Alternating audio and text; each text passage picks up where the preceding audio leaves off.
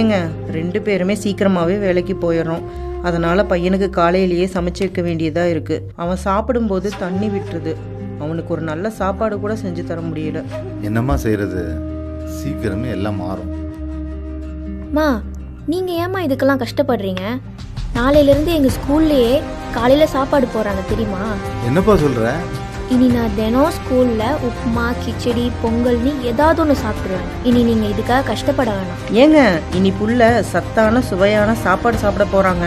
ஆமாம்மா, இதுக்கு எல்லாத்துக்கும் நம்ம முதலமைச்சருக்கு தான்மா நன்றி சொல்லணும்.